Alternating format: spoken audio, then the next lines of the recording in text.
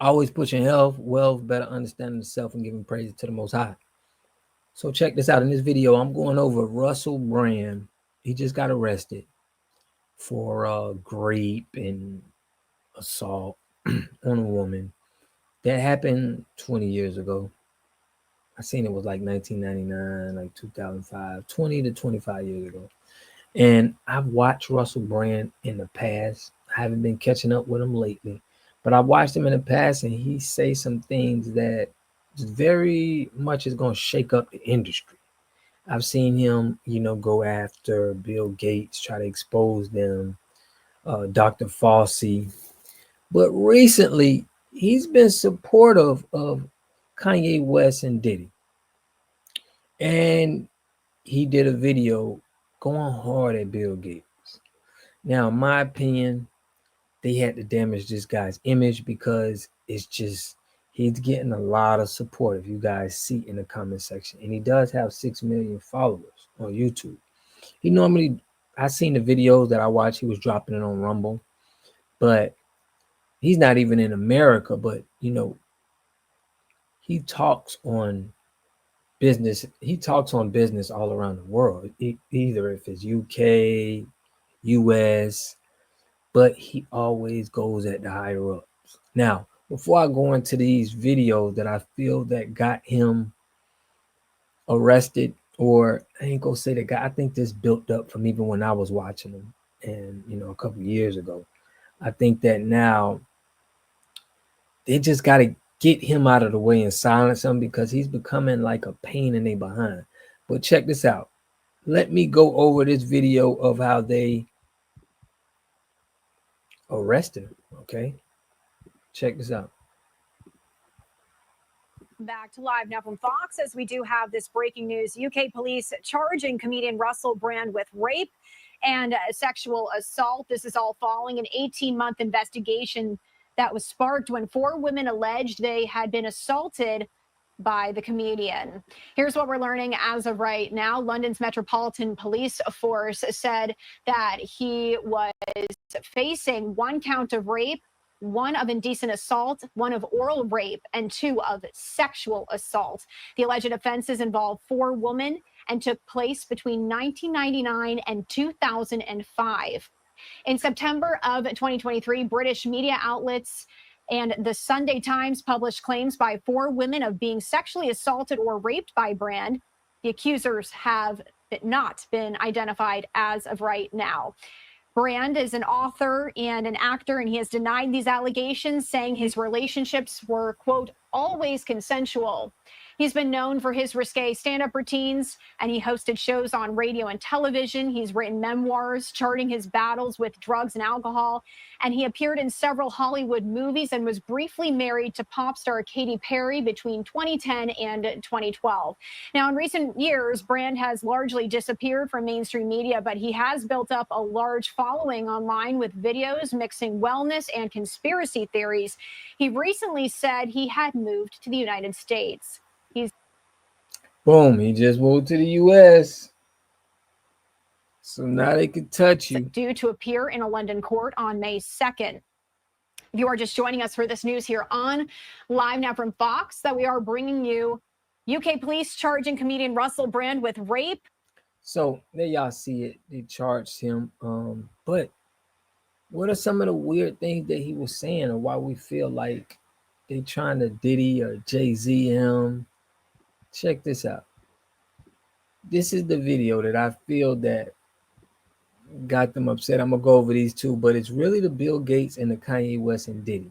So here, let me show y'all what was actually said. I'm not gonna play all of this, but I'm gonna play the most important part where it was the most damage. Kanye West, if you ask me, sits at the apex of celebrity. Was anyone more famous than Kanye in his pomp?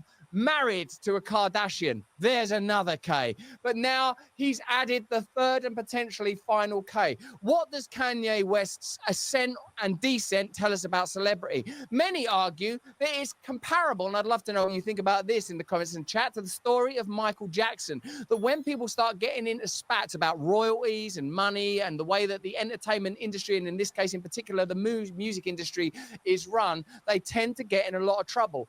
Is Kanye West a wayfarer, waymaker, and pioneer in the bizarre new territories of celebrity? Or are we witnessing a public mental meltdown? Certainly, we all know what type of woman he prefers. Man, some of those women that he takes to those parties that are just wearing sort of the sheer material that tights are made out of. You know that, where that lady he's going out with. When that comes up on my feed, I can't even look at that stuff. I've made a covenant with mine eyes. Kanye, don't drag us down into the gutter. Let's see if Kanye's making a political point. Does an African American, and let's face it, no one was more victimized by the Ku Klux Klan than African Americans. Is this an act of reclamation? Let me know in the comments and chat. Should Kanye West be celebrated and adored?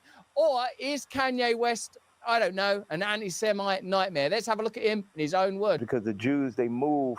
Just as a visual image, it's interesting. I mean, as soon as you look at it, you're like, well, this is interesting from Kanye. I mean, that's someone who's been on like regular shows like Jimmy Fallon and that. Coming up like Letterman. Coming up now, it's Kanye. What the fuck is he wearing? They move in the tunnels. They move where you can't see them. They're an invisible hand, and they'll get like, what they'll do is they'll threaten people. I like the way my man's handling it. Yeah. Kenny, should we talk about costume? Before we get into the content, should we talk about costume just for a moment? Where is this black leather Ku Klux Klan interview taking place? And how do you get interviews with Kanye? Kanye, if you're watching this, most likely on X, yay. Come on, man. Come and talk to us. If you do an interview, I will wear white Ku Klux Klan stuff while you wear black Ku Klux Klan stuff. And why can't Ku Klux Klan be reclaimed? Klan from around the world. We'll wear rainbow ones. We'll wear LGBTQ plus Klan. LGBT Ku Klux Klan. This is what got him. And yes, Kanye, that's got to be worth an interview. Someone had to mic Kanye, so someone had to go, okay, do you mind, Kanye? We're getting a little bit of shash on that microphone. Can we just move it here? Like, how many sound men in history have had to go, your Klan hood is causing a little bit of feedback on the mic. Could you mind if I adjust the microphone? Check 1. Microphone. Check 2. Microphone. Check, man. You're tuned to the sounds of the Ku Klux Klan. Now, we're going to stop it there. He ain't showing the part where he was definitely supportive of Diddy. He said that, he rocks with Diddy. So he rocks with Diddy, he rocks with Kanye, and he doesn't like Bill Gates and Fauci. That's the biggest where I seen him at, was that jab. But I want to show y'all now what he said about Bill Gates. Okay, so this was, I think, one of the biggest ones to where I feel that could have got him in trouble. We're on the brink of needing to declare. Check this out. And I'm not ain't gonna have it on there for me, huh? All right. Here it goes, y'all. Check this out. Trapped in me, there's an African child. There's a little African child trapped in me. Can I use USAID to get it out? Or would that just not work? Hello there, you awakening wonders. Remember, we stream as part of Rumble's fantastic new lineup at these times. Crowder's there, Tim Pool is there, your favorite conspiracy theorists and crackpots and free speakers all corralled together. Join us there to hear opinions like these that the establishment won't and don't want you to hear. USAID was a blag, always a blag. You racist, you horrible racist. Here is a former African Union ambassador explaining to Al Jazeera why USAID was a massive con. This should blow AOC's mind right out of the water. This should knock Kamala Harris's pants right down. This should make Joe Biden sit up straight and say, Hunter! Because it exposes to my former lefty, liberal, progressive cronies that they're living in planet bullshit, which might be a nice place to live if you don't mind the smell of bullshit, but they can't force the rest of us to live there. Bill Gates, one of their heroes who Katie Couric lines up to offer hagiographies to, is of course the chief avatar, almost the Nebuchadnezzar of bullshit. And here he sits proud and pompous with a picture of himself on the cover of his biography telling us why we should all give him money. Well, here, check this out. Africa don't want Bill Gates's help. This is from 2022, where an open letter had to be written to him to ask him to get his dirty little digits that probably still smell of a lifeguard on Epstein Island out of Africa's affairs. So have a look at these two brilliant videos. One, this African ambassador. Now, what I love about this is an African woman sort of going, listen, they're telling you they're helping. They ain't helping. They're using it as an excuse to take your money and to control you. This isn't from Tommy Robinson. It's not from Andrew Tate. It's not from Donald Trump. It's not from Elon Musk. It's not from any of the cavalcade of villains that the progressives would conjure up to justify their bullshit. It's from an African woman. You listen to her. She's serious. We should get her on the show, man. We should get this woman on the show. She's absolutely fantastic. She's explaining it exactly how it is. Watch it. Arm yourself, because it is wrong to be racist. You should never be racist. Racism is disgusting. But this woman describes that all of that USAID stuff was never about racism. It's about control. And then we'll show you Bill Gates, that little hobgoblin pipsqueak, sitting there simpering like Gollum with his new book with Katie Couric, acting like we need him to help. We don't need him to help. Get your help out of my arsehole, thanks. We need to understand the real reason why USAID is in Africa. And not just USAID, but other NGOs. You look at DFID, which is the British equivalent, and many other smaller ones. Their sole purpose was to act as if they're coming to rescue Africa. They're coming to fill in the gaps in government services, gaps in education, gaps in healthcare, gaps in humanitarian services. They're coming in the guise of addressing issues to do with human rights, issues to do with environmental protection and social justice. They are coming in claiming that they're introducing grassroots initiatives that are going to help the people. And so they use that as a way to go into the most remote parts of Africa. They're talking about government advocacy. When you look at it on paper, it all looks really good, but they're actually wolf in sheep's clothing. They are using that open access sounding humanitarian to constantly destabilize governments. I can tell you right now, the majority of African leaders, and not just African leaders, but leaders in the developing world, are celebrating the exit of USAID. I was listening to a program, I believe it was CNN, and I was jumping up and down. It was a government official from Hungary. He was echoing the same sentiment. He said they are happy USAID is leaving Hungary because they are always supporting opposition.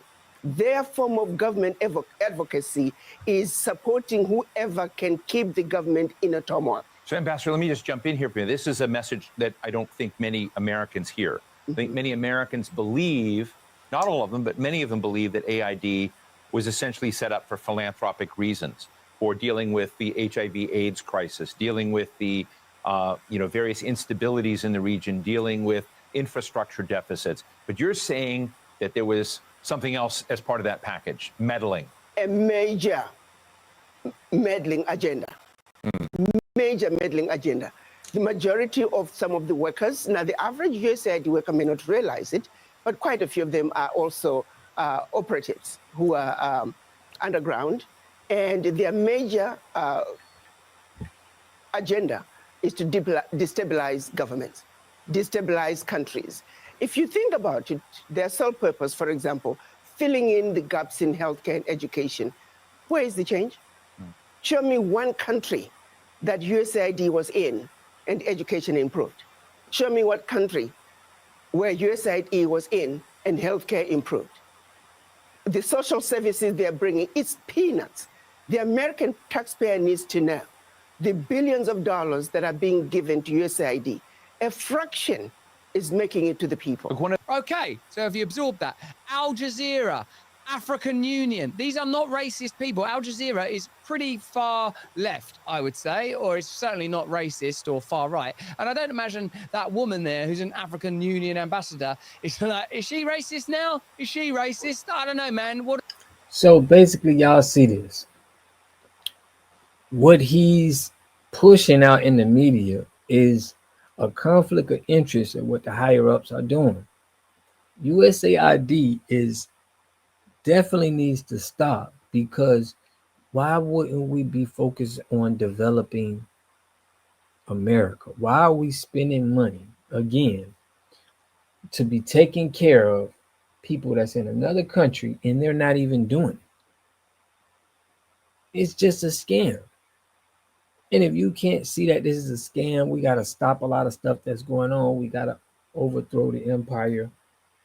You're lost. You'll never understand what's going on. So let me know what y'all think about this in the comment section.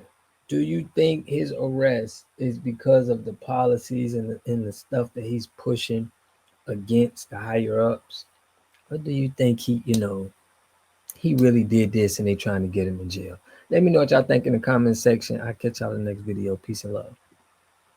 You are totally dependent on other people to take care of your needs because you don't have those roots sunk into the ground. To have a community, you must have three things to have a community in it. You must have a wholly independent economic structure that can provide goods, service, products, and things for your own people, and jobs and tax bases for your own people. You should at least control four basic things. You should be trying to control water, food, medicine, and energy to be able to survive. Here we got Mr. Pollock. He had a cornfield. He took advantage of a free water test from us, and this is what we found in this water. We found sulfur, we found hardness, and we solved these problems with an easy fix of 2 tanks. So get your free water test today. Stay blessed. Click the link below.